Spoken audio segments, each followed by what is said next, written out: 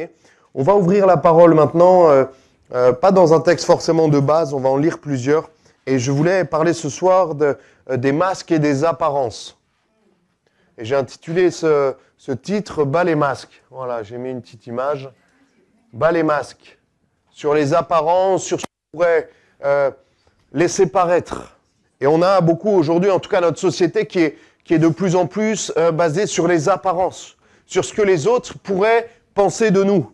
Il faut être beau, jeune, marié avec des enfants, riche, sociable, avoir un bon métier, une famille, une belle voiture, être...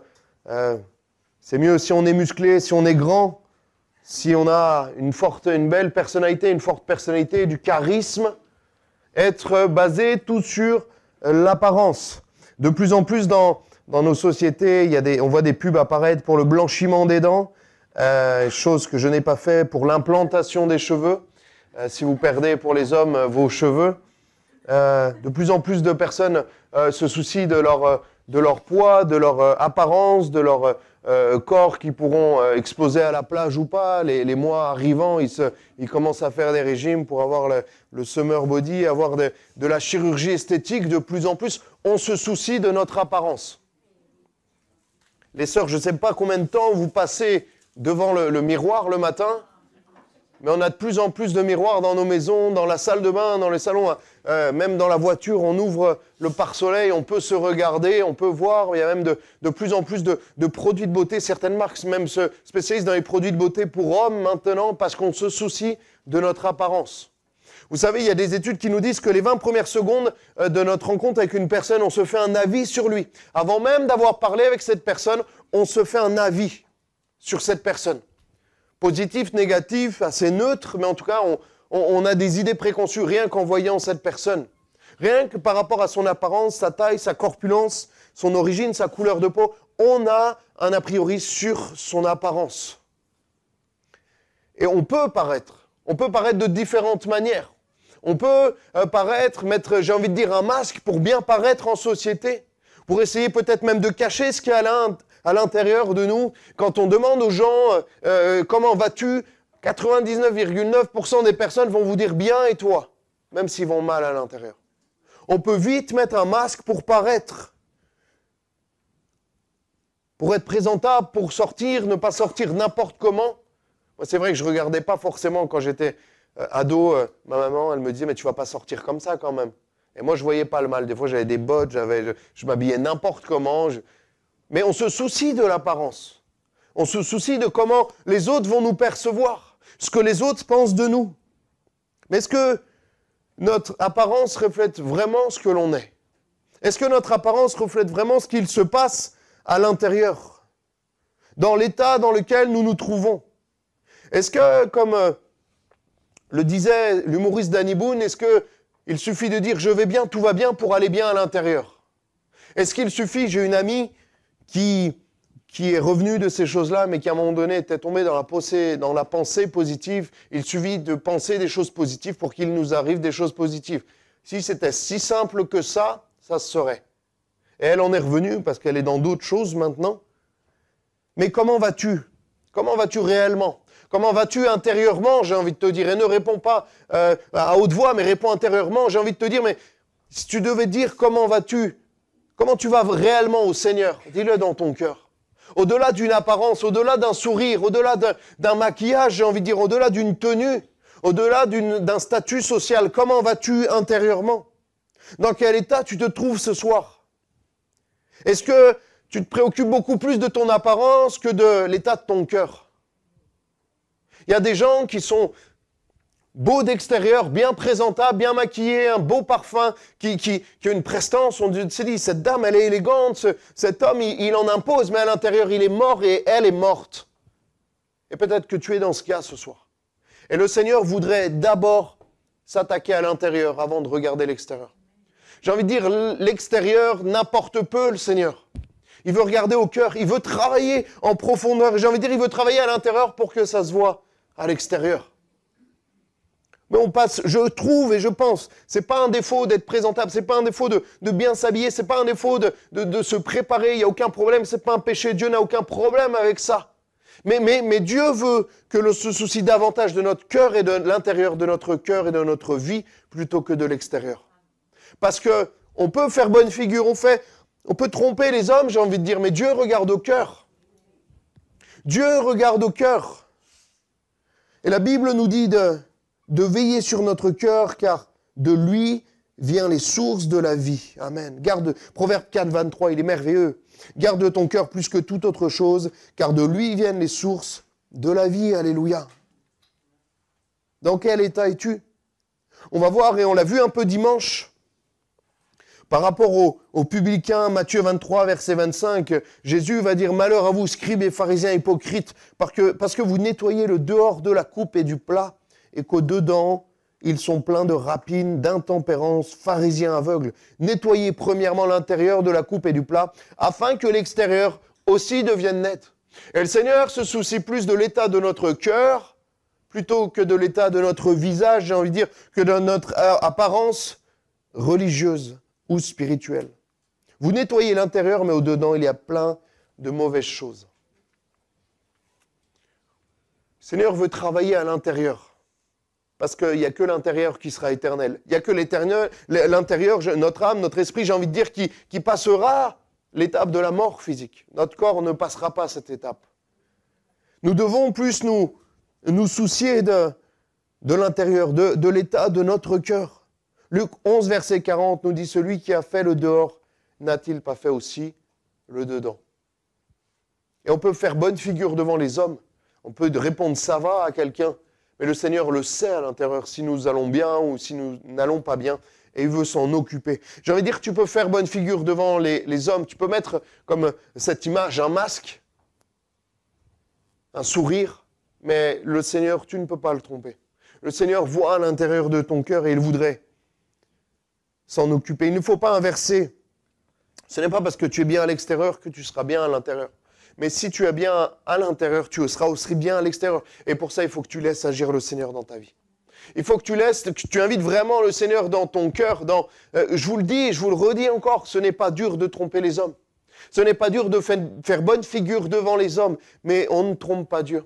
Dieu sonde même les profondeurs des hommes, les profondeurs du cœur, parce qu'il voit tout, il connaît tout, et il sait tout. Amen. Ne pas juste nettoyer l'extérieur, mais aussi nettoyer l'intérieur par rapport au péché, par rapport à des choses. On voit des fois des personnes qui paraissent bien, même dans l'église. On peut vite paraître dans le service, exactement, mais on voit qu'à la fin, il y a quelque chose, il y a une situation de péché qui est là. Non, règle ces choses-là pour que le Seigneur puisse agir et que tu puisses te sentir bien à l'intérieur comme à l'extérieur. On est allé visiter Nathalie avec Elvire hier. Elvire, Nathalie, à l'extérieur, tout se détériore. Vraiment, avec la chimio, elle commence à perdre ses cheveux, il y a des coupures dans les mains, elle a les mains toutes sèches, c'est très très dur. Et à l'intérieur, elle est comme un oasis. C'est beau de voir ça. Parce que l'intérieur est beaucoup plus important que l'extérieur. Et elle a la paix. Elle a la paix, alléluia. Il y en a plusieurs dans l'église qui ont une paix, qui vivent des situations tellement compliquées financièrement au niveau familial, dans des situations instables, même de logement complètement compliquées, complètement indécises, instables, et qui ont un sourire, qui ont une paix intérieure, alléluia. Parce que le Seigneur est là. Parce que le Seigneur est à l'intérieur d'eux.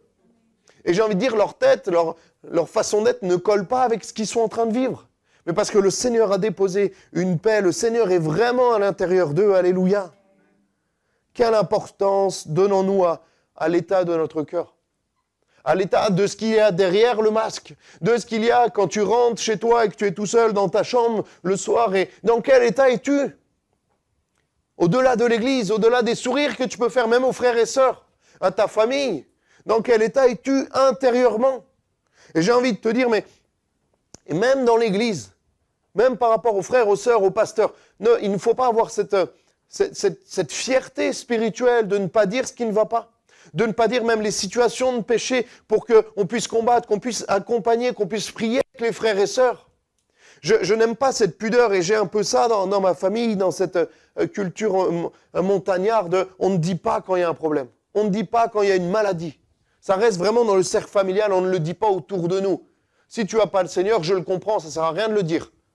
Mais si tu as le Seigneur, tu dois le dire, pour que le Seigneur puisse agir.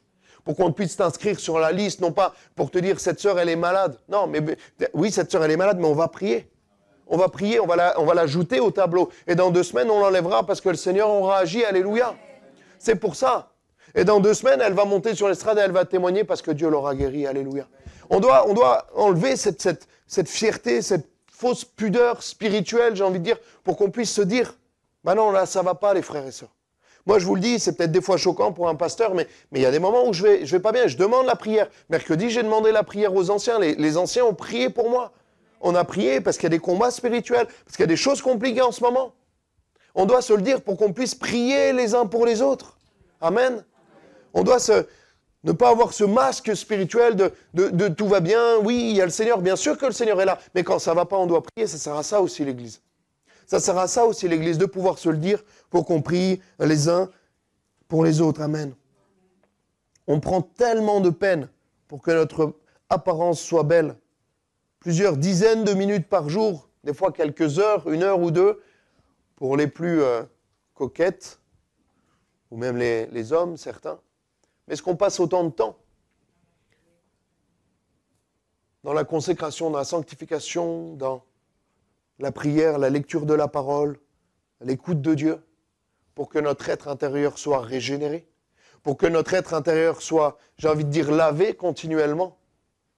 Si on passait autant de temps que pour l'apparence, l'extérieur, eh ben on serait tous nickel de l'intérieur. On serait tous brillants du cœur. Vous n'êtes pas d'accord? Le temps qu'on passe sous la douche, le temps qu'on passe à se préparer. Moi, j'ai même un haltère chez moi. Moi, j'en fais pas assez. À chaque fois, je me dis, je m'y tiens pas. Voilà, parce que je regarde des photos qu'il y a 10 ans. Je me dis, Samuel, qu'est-ce qui s'est passé? Qu'est-ce qui s'est passé? Ben, le ministère, le bureau, voilà. Le bureau à côté du frigo, ça c'est un problème. Et des fois je fais, mais est-ce que je me soucie autant de mon apparence physique que de mon apparence de cœur, de ma relation avec le Seigneur, de l'état dans lequel est mon cœur? Là, garde ton cœur plus que toute autre chose. On l'a lu, car de lui viennent les sources de la vie. C'est même en premier ce que tu dois regarder le matin. Comment est ton cœur? Comment est ton cœur? Dans quel état est-il? Est-il sali par le péché? Est-il rempli d'angoisse? Auquel cas, dans tous les cas, viens au Seigneur et crie à Dieu. Demande au Seigneur de venir nettoyer. Demande au Seigneur de venir travailler. Avec Jésus, c'est tout le contraire. Il ne veut pas cacher les choses. Vous savez, le maquillage cache les choses. Désolé les sœurs, c'est pas méchant, mais j'ai rien contre le maquillage. Mais le Seigneur veut mettre en lumière. Le Seigneur ne veut pas maquiller, il veut mettre en lumière pour s'en occuper, pour gérer. Ne pas juste camoufler quelque chose pour le rendre beau temporairement, le cacher. Mais c'est juste quelque chose, un masque extérieur. Non, le Seigneur veut travailler à l'intérieur de ton cœur. Des choses que tu essayes d'enfouir, de cacher, peut-être des blessures, des choses qui sont là, renfermées depuis des années. Et que même toi, tu essayes d'oublier, et que tu réussis en partie à oublier, ils sont là à l'intérieur de ton cœur et sont en train de pourrir. Des choses, on a parlé il n'y a pas si longtemps du non-pardon, on a parlé il n'y a pas si longtemps des blessures, de l'orgueil, des blessures intérieures, un manque de pardon. Souvent, c'est des choses comme ça par rapport à des choses terribles qu'on a pu te faire, qu'on a pu te dire, et qui sont là à l'intérieur, et tu essayes de faire bonne figure. Des blessures, il y a des gens qui ont vécu des choses terribles. J'ai eu l'occasion de suivre des personnes, des jeunes filles notamment, qui ont vécu des choses terribles à l'intérieur. Quand tu les voyais, tu discutais, tu te disais, cette jeune fille, elle a une beauté naturelle, elle est bien, elle a un travail qui est super, elle a une belle voiture, tout va bien dans sa vie. On a même des fois envie d'envier sa vie. On se dit, mais elle, sa vie qu'elle a, j'ai envie de la voir. Et quand elle commence à ouvrir son cœur, et à dire, j'ai vécu ça, à l'âge de 5 ans, 6 ans, jusqu'à mes 15 ans, j'ai vécu ça. Et je suis détruite à l'intérieur. Et bien là, on ne l'imagine même pas. Et qu'on suit cette personne et au fur et à mesure que l'action de Dieu se fait dans sa vie, qu'elle accepte l'action de Dieu, on la voit changer intérieurement. Elle me dit, mais elle se rend compte que le Seigneur est en train de travailler son cœur et à restaurer intérieurement. Et ça se voit même à l'extérieur. Alléluia. Nettoie premièrement l'intérieur afin que l'extérieur aussi deviennent nettes. Nettes de quoi? De nos péchés qui nous séparent de l'action de Dieu. Si tu essayes de maquiller ce que tu as à l'intérieur de mauvais, eh ben le Seigneur ne peut pas agir et n'agira pas, parce que ça veut dire que tu le caches, que tu l'empêches d'agir. Le Seigneur agit quand on reconnaît qu'on a des problèmes. C'est pour ça que j'ai prêché dimanche dernier sur l'orgueil, étant comme le pire des péchés. Parce que l'orgueil empêche l'action de Dieu. Et le fait que tu caches ton état intérieur aussi empêche et freine l'action de Dieu. Le Seigneur n'a jamais repris un pécheur. Le Seigneur, dans les évangiles, il n'a jamais été véhément, il n'a jamais été agressif, en colère contre les pécheurs. Mais il était en colère contre les pharisiens, les publicains, non pas les publicains, les pharisiens, les sadduciens, tous ceux qui étaient spirituels, qui se pensaient au-dessus, qui à l'intérieur étaient remplis de péchés. Parce que là, il ne pouvait pas agir. La femme pécheresse, il s'est mis à côté d'elle, il a dit, je vais te relever, je vais te pardonner, on va avancer ensemble et tu vas être restauré par l'action du Saint-Esprit. Le brigand sur la croix, il lui a dit, tu es pardonné aujourd'hui. Il était rempli d'amour, parce que le brigand, il a dit qu'il n'était pas digne. Il a dit ce qu'il avait fait. Il s'est reconnu comme pécheur. Reconnais, si tu as un problème à l'intérieur de toi, si tu as une addiction de drogue, d'alcool, de choses qui sont mauvaises à l'intérieur de toi, reconnais-la devant le Seigneur. Reconnais-la devant le Seigneur et appelle le Seigneur à l'aide pour qu'il puisse changer ton cœur. Il y a peut-être des choses plus lourdes, mais il faut que tu les confies au Seigneur. Des choses, tu te dis, mais j'ose en parler à personne. Parle-en au Seigneur. Non, lui, Seigneur, je ne veux pas garder ça pour moi, c'est trop lourd. Je vais déposer le pied de ta croix et que tu puisses me pardonner, alléluia. Que tu puisses me pardonner, Seigneur. Parce que Jésus te connaît. Et peut-être que tu essaies de créer une apparence, une façade depuis des années pour cacher ce qui ne va pas au-dedans. Mais dans le texte qu'on a lu de base, qui paraissent beaux au dehors et qui dedans sont pleins d'ossements, de mort. Le Seigneur, pendant un moment, avait comparé les religieux de l'époque à des tombes. C'est ce qu'on disait dimanche. À des tombes. C'est-à-dire qu'à l'intérieur, ils étaient morts. Ils étaient morts. Et le Seigneur n'est pas le Dieu de la mort, mais il est le Dieu de la vie. Et ça ne sert à rien d'être vivant extérieurement et mort intérieurement. Parce que si tu veux paraître en vie et qu'à l'intérieur tu es mort et que tu ne laisses pas agir le Seigneur, eh bien, ce n'est pas vers la vie éternelle que tu iras, c'est vers la mort éternelle. Mais si tu laisses le Seigneur changer ton cœur, changer, la Bible nous dit, changer ce cœur de pierre en cœur de chair. La pierre, il n'y en aura pas au paradis, la chair non plus, mais la vie, il y en aura, alléluia. Parce que le Seigneur va changer ton cœur, il va te changer de l'intérieur, alléluia. Parce que le Seigneur nous connaît. Jérémie 1:5 nous dit, avant que tu se formais dans le ventre de ta mère, je te connaissais. Avant que tu fusses sorti de son sein, je te connaissais. Les problèmes que tu as, les situations par lesquelles tu passes, les situations de péché, les situations compliquées par lesquelles tu passes, le Seigneur le sait, le Seigneur les connaît, mais il attend que tu lui apportes. Il attend que tu lui en parles pour déclencher l'action du Saint-Esprit dans ta vie. Si tu veux les garder pour toi, garde-les pour toi. Le Seigneur n'agirait pas. Mais si tu lui ouvres ton cœur, tu dis, Seigneur, il y a ça. Viens agir dans ma vie, j'ai besoin que tu m'aides. Il y a des gens, ils sont liés par des choses depuis des années, ils n'arrivent même plus à s'en sortir. Et même maintenant, humainement, c'est impossible de s'en sortir. Mais le Seigneur veut agir dans leur cœur, alléluia. Le Seigneur le voit, il connaît. Il veut t'aider à être plutôt que paraître. Si tu dois retenir qu'une chose ce soir, c'est être plutôt que paraître. Dieu n'est pas dans le paraître. Parce que c'est en étant que tu seras pleinement heureux, car tu auras sa paix. Je me disais tout à l'heure, je préparais ce message, je relisais ce message, je me disais, mais c'est tellement fatigant de paraître. C'est vrai, hein? C'est tellement fatigant de paraître quelqu'un qu'on n'est pas, en fait. C'est tellement fatigant que de jouer un rôle, d'endosser un costume, de paraître pour une personne qu'on n'est pas intérieurement. Soit toi-même, soit la créature, j'ai envie de dire, soit la personne, soit la fille, la femme, l'homme, le jeune homme que Dieu veut que tu sois.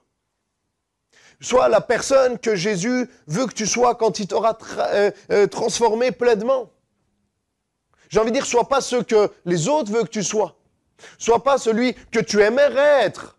Sois celui que Dieu veut que tu sois. Et pour ça, il veut te transformer de l'intérieur. Pour ça, il veut changer ta vie. Mais il veut avoir accès à toute ta vie. Excusez-moi, on doit pouvoir, même avec les frères, les sœurs qui sont, voilà, avec qui tu as confiance, avec le pasteur, pouvoir te confier. pouvoir te confier et dire, voilà, j'ai ce combat-là, j'ai besoin de la prière. Si tu le permets, si ce n'est pas trop intime, avec ton accord, on mettra l'église en prière.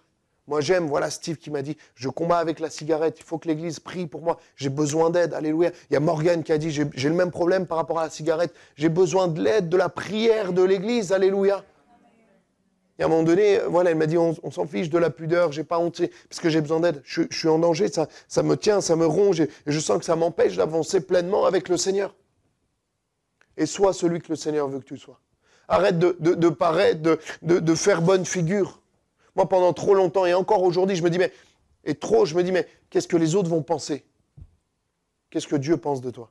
Ça, c'est le plus important. Qu'est-ce que Dieu pense de l'état de ton cœur? Ça, c'est le plus important. Parce que si tu plais à Dieu, tu pourras plaire aux autres, en tout cas aux autres qui aiment le Seigneur. Et tu resteras dans ce que Dieu a prévu pour toi. Job 34, verset 19. C'est Dieu qui parle. Dieu qui n'a point égard à l'apparence, on parle de Dieu, pardon, qui n'a point égard à l'apparence des grands et ne distingue pas le riche du pauvre. Parce que tous sont l'ouvrage de ses mains. Verset 20. Car Dieu voit la conduite de tous, il a les regards sur les pas de chacun. Dieu n'a pas égard à l'apparence des grands, tous sont l'ouvrage de ses mains. J'ai envie de dire, au restaurant, on ne se souvient pas des plats, on ne se souvient pas des assiettes, on se souvient de ce qu'il y a à l'intérieur. Ce qui est important, ce n'est pas le contenant, c'est ce qu'il y a à l'intérieur. Moi, j'ai étudié le marketing, la communication, le packaging. Vous savez ce que c'est le packaging? C'est de faire des beaux emballages, le packaging. C'est une boîte de 1 kg de riz à côté d'une autre boîte de 1 kg de riz de 2 marques différentes, c'est le même riz. Et ben moi, mon travail, c'était de travailler pour un beau packaging, une belle boîte, pour qu'au même prix, le même produit, tu achètes plutôt la belle boîte que j'ai faite, plutôt que l'autre qui est assez neutre. Mais le produit est le même à l'intérieur. Peut-être que même celui de gauche est meilleur, mais parce que la boîte, l'extérieur te plaît, il y a des dessins, il y a un monsieur qui fait comme ça avec un grand sourire, tu as envie d'y aller. Mais le riz à l'intérieur, il est peut-être meilleur dans la boîte qui est blanche, qui est neutre, avec marqué riz 1 kg. Parce que le Seigneur regarde plutôt à la qualité du riz, c'est une image, hein. Commencez pas à dire que j'invente des versets. Le Seigneur se soucie de la qualité du riz, plutôt de la qualité de l'emballage. L'emballage, la carcasse là, tu ne l'amèneras pas au ciel. Hein? Déjà, on voit qu'elle ne va pas en s'améliorant. Hein? Je sais pas, même moi, cet été, j'ai mes 30 ans là, mais on sent que... Vous le sentez aussi là, non? Certains. Si vous ne le sentez pas, vous reprenez des photos d'avant. S'il y avait des photos, si les photos existaient, mais la carcasse, tu ne l'emmèneras pas au paradis. Par contre, ce qui est à l'intérieur, instantanément, se retrouvera en face du Seigneur. Instantanément, se retrouvera en face du Seigneur. Prenons plus de temps à travailler notre esthétique intérieure, l'état de notre cœur, la beauté intérieure, j'ai envie de dire. Ça ne veut rien dire, mais avec le Seigneur, ça veut dire beaucoup. Aujourd'hui, sur toute notre société est basée sur l'extérieur, sur l'apparence, sur voilà, paraître, même pour un entretien d'embauche, il faut paraître, il faut bien parler français, il faut avoir, voilà, même dans les apparences, un prénom, un nom qui est important, qui compte. Le Seigneur ne regarde pas à tout ça. Le Seigneur a dit, soyez à l'intérieur. Soyez transformés, renouvelés à l'intérieur, que votre cœur soit changé. Ce vieux cœur de pierre, là, qui soit changé en cœur de chair. L'être intérieur, la nouvelle naissance, c'est ça. Nouvelle naissance, ton corps, il ne change pas. Mais ton être, il est renouvelé à l'intérieur. Alléluia. Et ça, c'est tellement important. C'est tellement important.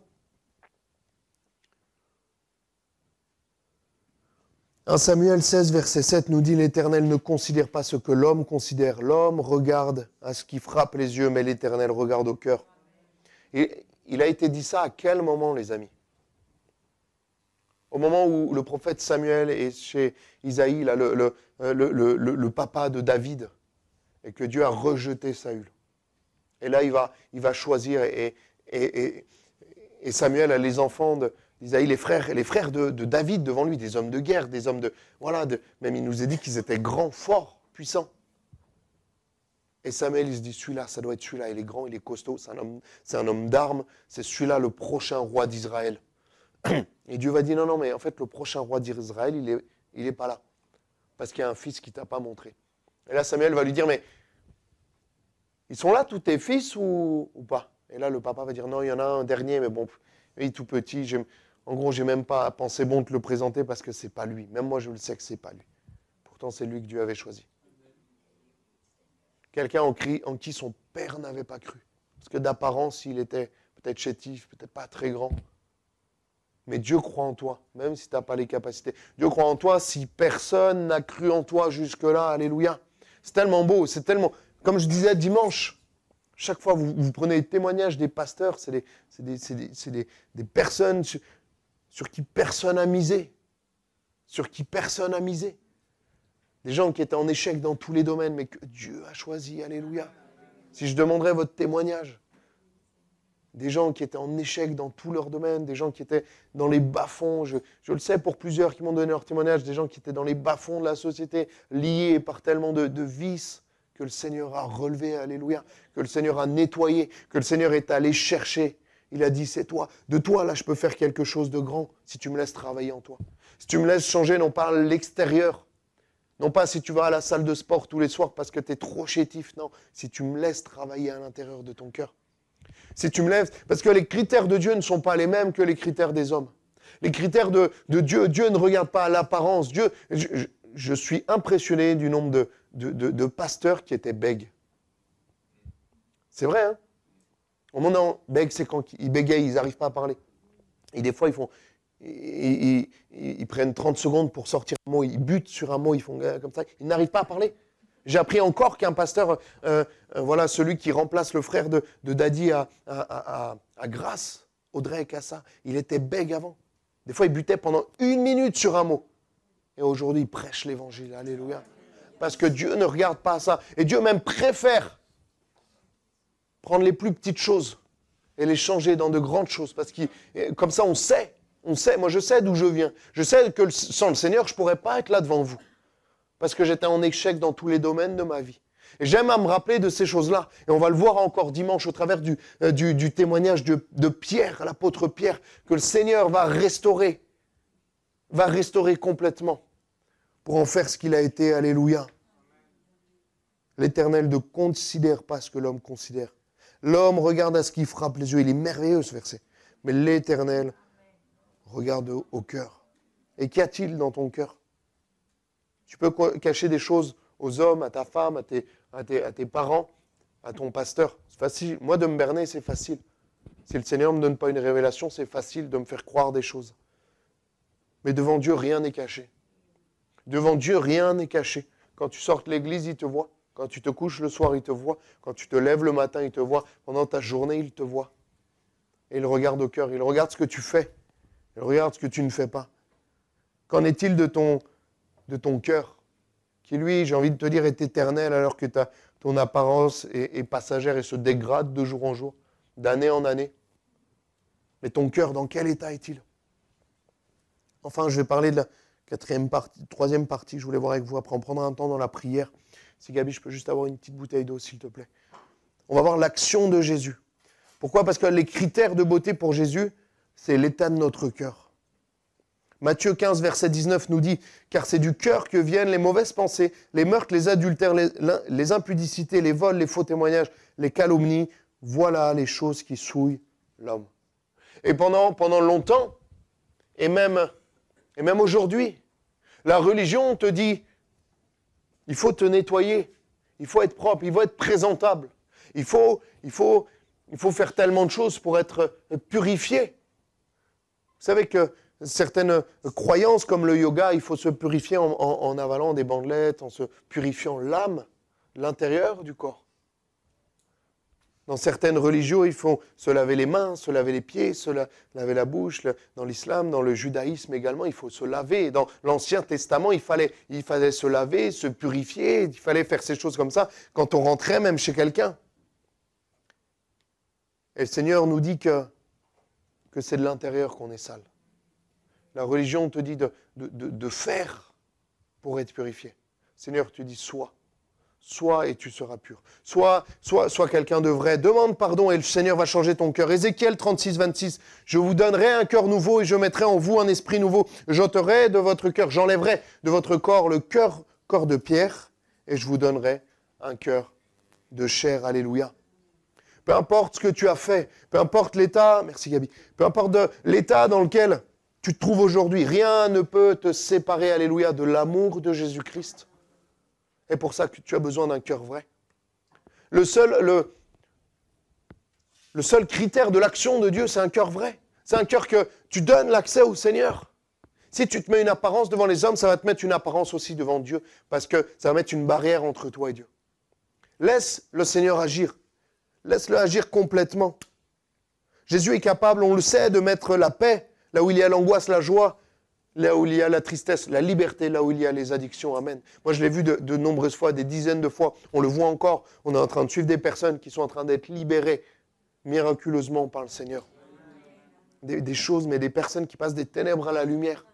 On va avoir des témoignages bientôt de baptême, des témoignages très puissants. Parce que Dieu peut agir dans ta vie. Mais il faut être vrai.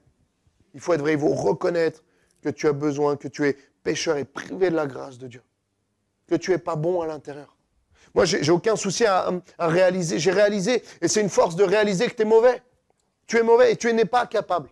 Réalise ces choses-là. C'est à ce prix-là que tu pourras être capable. C'est à ce prix-là que tu pourras être beau à l'intérieur parce que tu vas dire au Seigneur, viens me laver parce que j'ai besoin. Alléluia. J'ai tellement vu de témoignages de libération, des choses mais tellement dures. On m'a raconté des témoignages merveilleux, des personnes qui ont été libérées parce qu'elles ont reconnu qu'elles avaient un problème. Il y a des personnes, j'ai suivi des jeunes filles qui étaient dans la prostitution, des choses mais terribles, des choses terribles. Elles étaient terribles, vraiment terribles. Je ne peux pas en dire plus, mais des choses terribles. Et le Seigneur a agi. Des gens qui étaient dans des situations liés par différents vices, par des choses qui sont terribles, et qui ont crié au Seigneur, qui ont reconnu leurs problèmes, et le Seigneur les a libérés. Jésus est capable, Jésus est la solution. J'ai même pas besoin, et je le dis souvent, mais j'ai même pas besoin de savoir ton témoignage. J'ai pas besoin de savoir quel est ton problème, ta situation. Pourquoi ? Parce que c'est pas moi la solution, c'est le Seigneur Jésus. Et je sais que peu importe ta solution, t'as pas besoin de demander si le Seigneur peut agir, il peut agir. Peu importe ta situation. Ta situation, il n'y a jamais une case où le Seigneur il se dit « Ah non, pour les autres, il peut, mais pour toi, il ne peut pas. » Parce que ça, il ne l'a jamais fait en fait. Et il ne sait pas trop comment agir. Le Seigneur sait agir dans ta vie. Dans des situations, dans le brigand sur la croix, les amis, je pense qu'il a fait des choses terribles. Il y a des personnes, j'ai vu des personnes qui ont pris 20, 30 ans de prison pour des choses, certains. Il y en a un notamment que j'ai suivi, c'était une des plus grosses histoires de pédophilie en France, c'était quelque chose de terrible. Le Seigneur a agi dans sa vie. Parce humainement, ça fait bizarre. Humainement, c'est particulier. Mais il n'y a rien qui soit trop grave pour le Seigneur. Aujourd'hui, parce que pécheur, privé de la grâce de Dieu. Devant Dieu, il n'y a pas de grands, de petits péchés. Il y a pécheur ou justifié. Il y a juste 2 catégories de personnes devant le Seigneur. Il n'y a pas de noirs, d'arabes, de français, d'africains. Il y a enfants de Dieu ou potentiel enfants de Dieu, mais toujours pécheur. Où est-ce que tu te situes ? Où est-ce que tu te situes ? Est-ce que tu es enfant de Dieu, lavé intérieurement, pardonné de tes péchés, et si le Seigneur revient ce soir, tu pars avec lui ? Ou si tu es toujours dans cette catégorie de pécheur ? Que le Seigneur voudrait voir changer en enfant de Dieu, alléluia. Mais pour ça, tu dois ouvrir ton cœur. Pour ça, tu dois peut-être arrêter d'être dans l'apparence. Parce que l'apparence, c'est une forme d'orgueil. On l'a vu dimanche et on va encore le voir ce dimanche-là. Et que Dieu résiste aux orgueilleux, mais il fait grâce aux humbles. Reconnais que tu n'es pas bon. Reconnais que tu es pécheur et privé de la grâce de Dieu. Je crois que c'est une puissance incroyable de reconnaître qu'on est mauvais. Moi, sans le Seigneur, je suis quelqu'un de mauvais. Je suis quelqu'un qui manque d'amour. Je suis quelqu'un qui a un mauvais caractère. Je suis quelqu'un qui suis égoïste et qui est tourné vers le mal. Je crois qu'on est tous tournés vers le mal. L'homme n'est pas bon, les amis. Et l'homme avec le Seigneur devient bon parce que le Seigneur vit en lui. Moi, je suis faible. Sans le Seigneur, je suis faible. Je manque de force, je manque de courage, de tellement de choses. Je peux vite avoir des angoisses. J'étais rongé par les angoisses. Mais avec le Seigneur, je suis fort. Alléluia, mais ce n'est pas de l'orgueil, c'est une réalité spirituelle. Et je sais que je suis bon parce que le Seigneur m'a bonifié. Je sais que je suis bon parce que le Seigneur m'a rendu bon, m'a justifié. Et je me bats pour rester bon. Parce que la chair, des fois, elle revient me dire bonjour. C'est l'ancien Samuel, je suis là. Non, tu n'es plus là parce que le Seigneur m'a justifié, alléluia. Et je suis fort parce que ce n'est plus mes forces limitées, faibles. C'est les forces de Dieu qui vivent en moi, alléluia. Et ce soir, tu peux faire encore cette expérience. 2 Timothée 2,21. Parce que juste avant, le Seigneur nous demande de vivre dans la sanctification, de porter du fruit, mais tu ne peux pas porter du fruit si tu es dans l'apparence. Tu ne peux pas porter du fruit si tu as ce masque. Et le Seigneur nous dit, si quelqu'un se conserve pur en s'abstenant de ces choses, il sera un vase d'honneur, sanctifié, utile à son maître, propre à toutes bonnes œuvres. Il sera un vase d'honneur. Alléluia, un vase d'honneur. C'est tellement beau, un vase d'honneur. C'est tellement, on le met en avant, un vase d'honneur. Il y a des choses, il contient des bonnes choses, un vase d'honneur. C'est un parfum de grand prix, c'est de la myrrhe, c'est des choses qui sont merveilleuses. C'est pas juste de l'eau, c'est pas juste quelque chose qui n'a pas de valeur. Un vase d'honneur, on va lui mettre à l'intérieur des choses qui sont bonnes, alléluia, parce qu'il s'est conservé en s'abstenant de ces choses qui sont impures. Il a enlevé ses rapines, ses ossements à l'intérieur. Dans le texte de base qu'on a lu, le Seigneur va répéter plusieurs fois « hypocrite ». Hypocrite, ça va avec l'orgueil. Hypocrite, c'est d'avoir un masque, comme l'image que j'ai faite, de paraître bien en société, de paraître beau, de paraître fort. Le Seigneur ne travaille pas avec les hypocrites. Le Seigneur n'agit pas dans la vie des hypocrites, mais il veut travailler dans la vie de celui qui est vrai devant lui. L'authenticité, comme l'orgueil est, je pense, l'un des pires des péchés, je pense que l'authenticité est la plus belle des qualités chez quelqu'un. Moi, je me souviens un roman, quand j'ai dit au revoir à toute l'église, il y a un frère qui joue de la guitare, il s'appelle Christophe, il est fantastique. Il faisait chanter, des fois quand c'était moi, des fois il peut faire des choses un peu farfelues, mais c'est l'homme le plus vrai que j'ai connu. Et je lui ai dit au revoir, je lui ai dit, Christophe, t'es l'homme le plus vrai que j'ai connu et j'aimerais avoir ton authenticité. Il est vrai, on lit à l'intérieur de lui, des fois un peu trop. Il était en réunion de prière, pardonne mes péchés. Il citait tous ses péchés. Je dis, Christophe, freine un peu là. On est en réunion de prière, ça va. Mais il y avait une telle... Si on était tous vrais comme ça, ce serait beau. Et lui, il était vrai devant le Seigneur. Il confessait ses péchés. Des fois, ça faisait waouh, un peu... Mais il voulait tellement être vrai devant le Seigneur. Et je me dis, mais il est tellement vrai. J'aspire à ça. J'aspire à être vrai, à être transparent devant le Seigneur, premièrement. Amen. Est-ce qu'on a cette authenticité devant Dieu? La Bible nous dit, Job 22, 21, attache-toi donc à Dieu et tu auras la paix, tu jouiras ainsi du bonheur. Fais la paix avec lui. La version Semeur dit, fais la paix avec lui. Être plutôt que paraître. Je vais inviter peut-être Pascal, Juan à la guitare et au piano et on va prendre un temps pour prier. Pour inviter le Seigneur à être plutôt que paraître. Alors qu'on ferme nos yeux, on va prendre un temps pour prier. Jérémie 24, verset 7 nous dit, c'est le dernier verset que je lis. Je leur donnerai un cœur pour qu'ils connaissent que je suis l'Éternel. Ils seront mon peuple et je serai leur Dieu. S'ils reviennent à moi de tout leur cœur. De tout leur cœur. Si ton cœur, j'ai envie de te dire, alors que nos yeux sont fermés, si ton cœur n'est pas tourné vers les idoles. Vous savez, dans l'Ancien Testament, sans cesse, il se tournait vers des idoles. Et aujourd'hui, on peut dire qu'il y a des idoles, peut-être pas comme dans l'Ancien Testament, mais tellement de choses peuvent être ton idole dans ton cœur. Commence à prier, commence à demander au Seigneur d'avoir un cœur vrai. Commence à dire au Seigneur, je ne veux plus avoir de masque devant toi, mais je veux être vrai. Pour que tu puisses agir, pour que tu puisses transformer ma vie. On va prendre un temps pour prier. Que le Seigneur puisse agir. Sing His praise aloud. Sing His praise.